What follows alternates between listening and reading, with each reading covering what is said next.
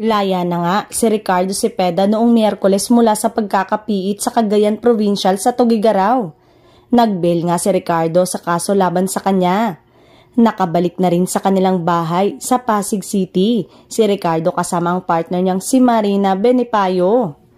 At ngayong Lunes nga ay nagkaroon din ng one-on-one interview with Ricardo para sa Anything Goes show sa DWAR 1494 na ipapalabas ngayong Sabado.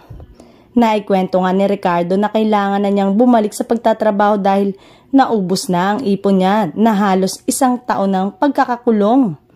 Masyado raw magastos ang kanyang kaso dahil pinupuntahan pa siya ng kanyang abogado sa Tuguegarao sa tuwing may hearing. Si Marina rin daw ay talagang sobrang pagkayo dahil mahal din ang airfare sa tuwing dinadalaw siya sa kulungan. Sobrang na-appreciate ko yung ginagawa ni Marina na pagdalaw sa akin. Ang mahal ng airfare pero sabi nga niya, she's working very hard para mapuntahan talaga ako sa Tuguegarao. Sobrang na-appreciate ko yon. Sobrang magastos din ang pagpunta ng lawyer ko sa Tuguegarao kapag may hearing.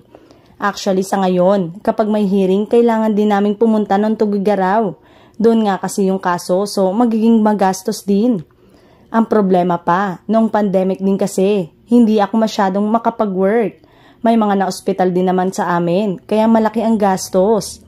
Hindi ganong kalaki ang ipon ko, sabi pa ni Ricardo. Pero ang maganda raw noong nakalaya na siya dahil nag-bail siya. Isa sa mga unang tumawag sa kanya ay si Coco Martin.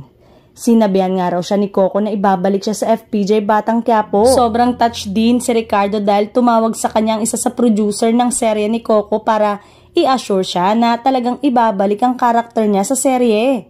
Sobrang nice ni Coco, sobrang nice ng mga taga FPJ Batang Quiapo. Yung isa sa producers, tinawagan pa ako para i-assure ako na talagang ibabalik yung karakter ko sa serye. Nakakatuwa, I really need to work kasi may pamilya akong kailangang buhayin. Tsaka sabi ko nga, magastos yung paghihiring sa kaso sa akin dahil kailangan pa namin pumunta ng Tuguegarao, pahayag pa ng aktor. Sa ngayon daw, ay hindi pa rin siya pwedeng basta magsalita ng tungkol sa kanyang kaso dahil ito ay dinidinig pa rin.